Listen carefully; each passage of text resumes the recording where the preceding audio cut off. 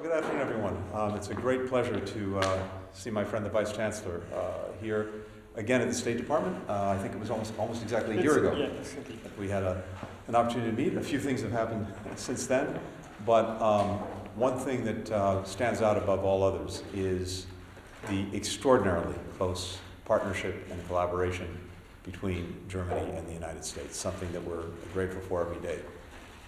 We see that powerfully in Ukraine, as both of our countries have worked closely together with other allies and partners to make sure that Ukraine has the security assistance it needs to defend itself, the economic assistance that it needs to keep its economy going, and of course the humanitarian support that its people need faced with the ongoing aggression from Russia. And of course, Germany has taken in hundreds of thousands, I think even a million refugees from Ukraine, and has been a leader in this effort over the last almost year now. I also have to applaud the extraordinary work that Germany has done, particularly Vice Chancellor Habeck, in helping to move Europe off of dependence on Russian energy. And this is having the dual benefit not only of reducing and ultimately eliminating that dependence, but also speeding up the green energy transition and all the benefits that will bring to both of our countries. So we're grateful for this partnership. Let me just say one other thing that's unrelated, but I think important. I know we're both incredibly moved by the images that we're seeing coming from Turkey and Syria with the horrific earthquake that these countries experienced over the last couple of days. We see the images of collapsed buildings.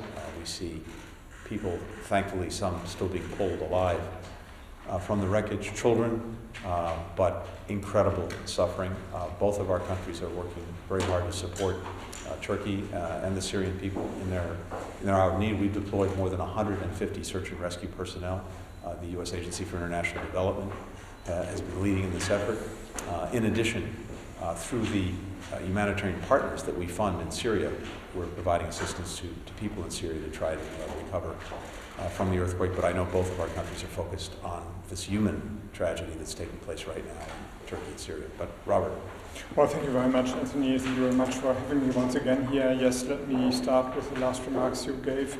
I discussed almost all day economic issues, Inflation Reduction Act, and the press attention was also focused on these issues.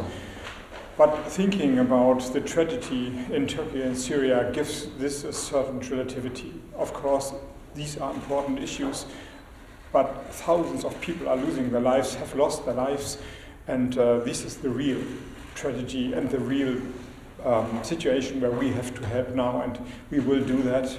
I thank the US and for giving and supplying help, and I can say the same for Germany. Whatever is needed, and we can give as supply is to be given. Last year when I visited the Secretary, we discussed mainly two issues. The first one was the military situation in Ukraine due to the Russian aggression, and the second one was energy questions and energy issues. And the first one, I must honestly say, is still there's an ongoing war in Europe. Due to the bravery of the Ukraine army and the incredible willingness to stand together of the Ukraine people, there is a chance that Ukraine can be successful in this war. And I would like to thank the American partners, especially that they are giving so much support. This is a fight for freedom and democracy in Ukraine, and without the American help, it would not be possible to achieve this situation as it is now. But of course, it is a sheer catastrophe. Putin is slaughtering so many men and life over there. Of course, mainly Ukraine people, but also he's fighting a war against his own countrymen. The soldiers dying there definitely had better in mind than dying for Putin in an unnecessary and unjustified war.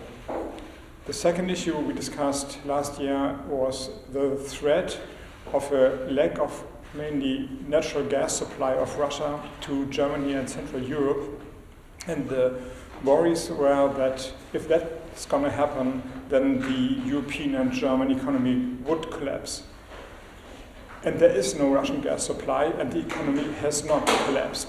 We achieved security in the supply chain. We built 3 new LNG terminals in a short amount of time. The storages are full, the prices are going down. They are still too high, but they are not in the mid of the winter where they were afraid or supposed to be. The inflation is broken. So I think that Europe and Germany and Europe has shown what it can achieve if it wants to achieve something. And with this spirit, we go on the talks. Thank you very much. Thank you, everyone. Yes.